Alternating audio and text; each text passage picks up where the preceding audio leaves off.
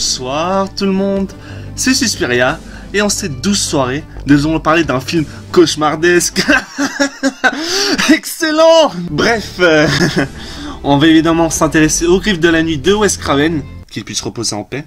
It's been a long day without you, my friend. Et c'est rare que je le dise, mais ce long-métrage est vraiment excellent. Même si, il faut être honnête, qui a déjà flippé en regardant ce film? D'ailleurs, j'ai une petite anecdote sur mon premier visionnage du film. Oui, je sais, tu t'en fous de ça, mais voilà, c'est bon, c'est la première fois que je le fais, donc laisse-moi tranquille. La première fois que j'ai vu, j'étais tout petit. Bon, déjà, le délire de faire regarder ce film à un gamin de 4-5 ans, c'est un peu chelou. Et c'était en VHS. Ouais, j'adore faire le puriste en disant que j'ai des cassettes chez moi. Arrêtons de divaguer et venons-en au fait. Je regardais Freddy aux côtés de mon grand frère qui devait avoir 8-9 ans. Et ce qui m'a marqué, c'est que moi, en regardant le film, j'étais mort de rire. Et mon grand frère, lui, il chialait sa race. Et moi, comme un grand enculé, je le regardais et je rigolais encore plus fort. Donc voilà, je peux pas avoir peur de Freddy, c'est impossible. Mais ce n'est pas possible. Ce n'est pas possible. Croyez-moi, ce n'est pas possible. Ah là là, j'ai l'air vraiment d'un vieux con.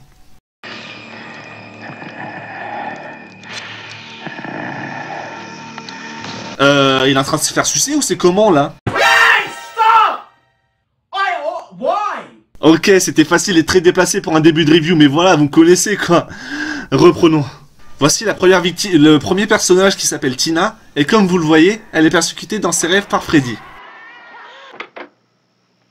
Ça va, Tina? C'était un cauchemar. Et pas un petit, regarde-moi ça.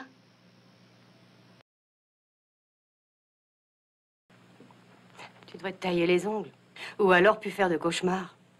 L'un ou l'autre. Merci, super conseil!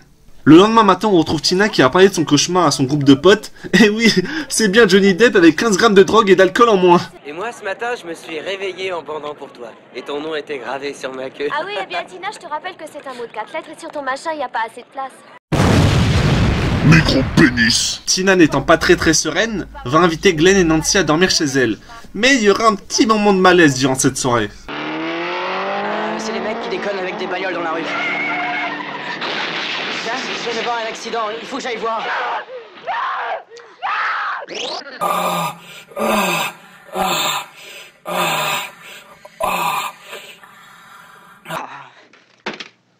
Non, c'est les voisins qui se battent, mais moi ça va. Non, pas ça. Moi je parle du bruit étrange qui vient de l'extérieur. Attendez.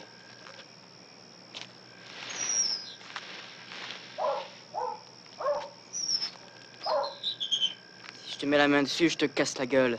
Dit-il en se chiant dessus. Je te mets la main dessus, je te casse la gueule.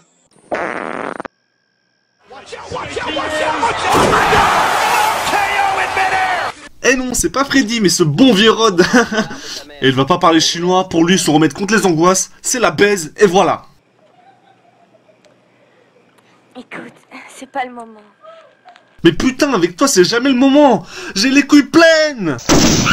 Bon, après avoir fait leurs petites affaires, ils vont se coucher, et bien sûr Tina va revoir son poteau. Pitié, mon Dieu. Moi, Dieu. Regarde. What? C'est quoi ce lutin qui court?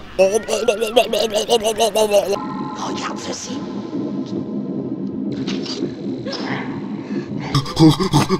Lol. Mais qu'est-ce qu'il fait là? Il lui fait des attouchements sexuels?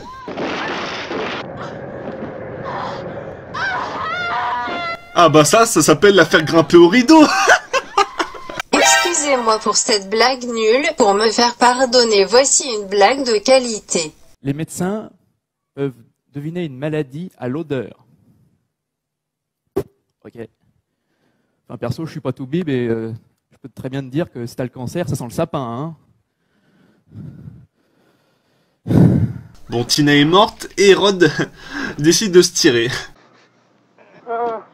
Tu es si gentil et plein d'égards. Et une fille serait bien chanceuse d'être en couple avec toi. Excepté moi, tu comprends. Tu es comme mon petit frère gay. Nous allons alors au commissariat et revoir Nancy accompagnée de sa mère et de son père qui lui est flic. Alors, comment tu vas, ma chérie? Ben là, tu vois, je suis en pleine forme. Ma meilleure pote est morte, mais franchement, ça aurait pu être pire comme soirée, hein. Apparemment, il était très jaloux. Nancy m'a dit qu'ils s'étaient engueulés. C'était pas grave, leur engueulade. Et un meurtre, ça n'est pas grave non plus? T'es dégueulasse, je t'interdis de dire ça. Mais putain, dis-lui qu'on les a entendus baiser, qu'ils se sont même pas engueulés. Et raconte-lui du sang sur le plafond. Tu trouves physiquement normal de voir ça? C'est logique. Bref, on se revoit le lendemain avec Nancy qui part au lycée et bah tiens, il est là lui. Je vais pas te faire de mal. Je vais pas te faire de mal. Mais attention, coup de théâtre, Nancy s'est fait suivre, du coup les flics vont le choper. La fuite a duré une nuit, super hein. Nous la voyons enfin au lycée et elle va se mettre à dormir pour au moins 5-6 bonnes minutes. Sincèrement c'est n'importe quoi, en vrai au bout de 10 secondes la prof vient, te fout une grosse claque en pleine tête, puis te prend et te dégage du cours. Oh putain, ces dents elles ont le cancer. Et vous l'avez élu produit de l'année. Nancy va alors se faire du mal pour sortir de ce cauchemar et faire la chose la plus logique du monde, aller chez elle, prendre un bain et s'endormir. Encore. Tu sais qu'il y a un gros monstre qui veut te niquer ta race, et toi, tu fais l'activité la plus relaxante du monde. Ouh, Freddy, c'est un petit coquin. Le bain ne s'est pas bien passé, et pour se remettre de ses émotions, elle va regarder un film d'horreur. Il y a un psychopathe qui veut ta peau, et toi tu regardes ce genre de film. Mais cette fille est pas logique, elle aime se faire du mal. Non. Ah bah tiens, on le revoit lui. Mais bordel, ils sont tous cons ou quoi? C'est normal que t'aies mal aux pieds, c'est tes pieds nus. Putain, mais tes baskets, connard. Bon, je vais m'endormir et essayer de trouver quelqu'un. Nancy va profiter de sa présence pour lui demander de la surveiller pendant qu'elle dort pour pouvoir chercher Freddy. D'accord, compte sur moi.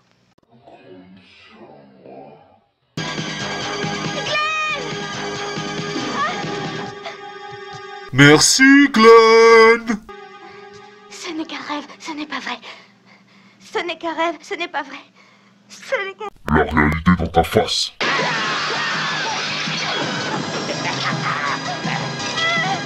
Quand même, il aime bien se frotter, Freddy, hein.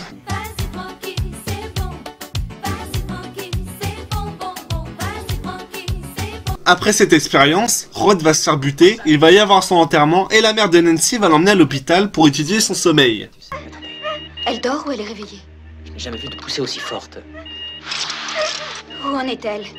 J'en sais rien. Elle rêve? Mais regarde-la, bordel, tu trouves ça normal de rêver comme ça? Ma chérie.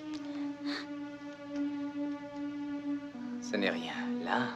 Quoi? Ce n'est rien? Limite, il va dire qu'elle s'est fait une teinture, qu'elle s'est fait mal toute seule et que le putain de chapeau, elle l'a trouvé par terre. Où as-tu trouvé ça? Ah bah, je l'ai sorti de mon cul, maman. À ton avis? Nous retournons chez elle, mais les problèmes ne vont pas s'arrêter pour autant. Est-ce que c'est mon imagination? Si tu sais qui c'est, dis-le-moi, parce que maintenant c'est moi qu'il veut tuer. Nancy, aie confiance en moi, je t'en prie. Si tu dormais, tu te sentirais beaucoup mieux.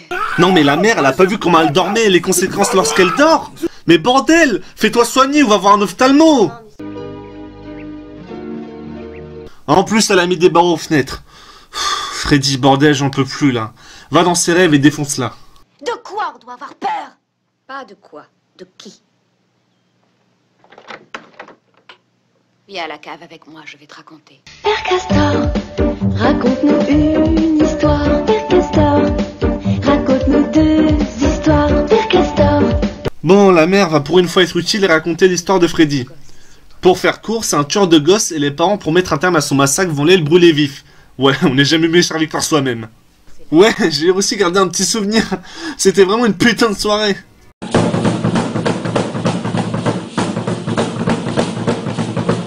Le soir même, Nancy va contacter Glenn par téléphone pour lui dire son plan. Elle va tenter de ramener Freddy dans le monde réel et Glenn, lui, devra le tabasser avec sa batte de baseball. Rendez-vous devant chez moi à minuit. Et le plus important. Plus important? Quoi que tu fasses jusque-là, surtout, fais attention, t'endors pas. Super, Glenn! Non mais bordel de merde, tu dois rester éveillé 15 minutes! 15 putains de minutes! Il s'en fout clairement de sa copine!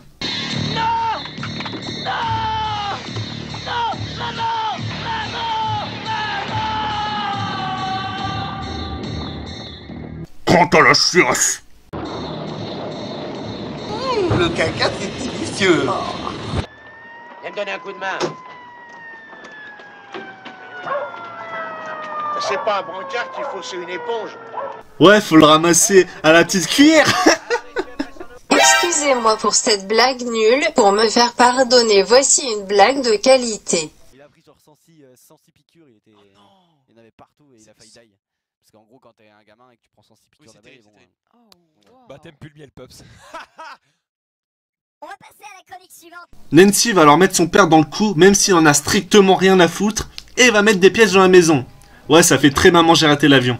Au secours, je le tiens! Papa! Je le tiens, je l'ai enfermé! Papa! Où es-tu? T'affole pas, y a plus de danger. On a bouclé le quartier.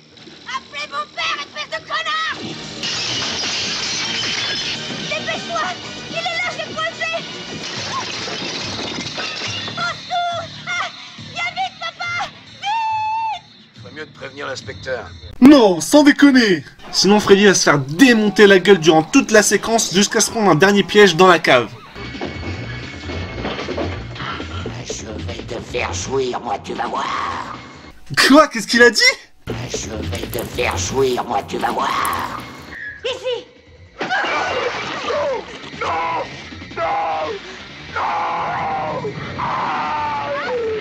Je sais que le cascadeur a besoin d'une protection pour pas être brûlé vif et qu'on est en 1984. Mais là, c'est grossier.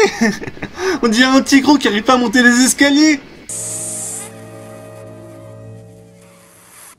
Oh man, this is hard. Au même moment, le père arrive et va logiquement arrêter Freddy.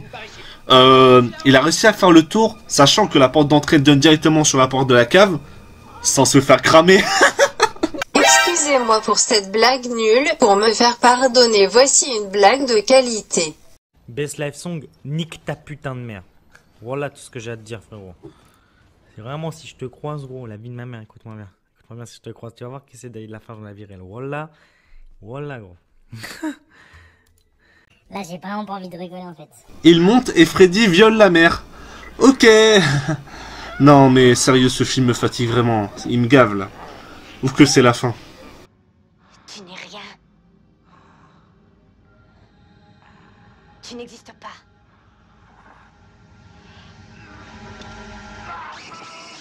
Non mais attends, c'était aussi simple que ça. Tell me what's happening. You ain't liking the fact that I'm back again. And I'm godly as fuck, I should live in the Vatican. No one's a rapper is matching. There's a lot of talking, lot of checks, a lot of bonding, a lot of nexus in your conversation. While you bring my name up, there's a lot of flexing. I don't do no changing, I ain't never changing.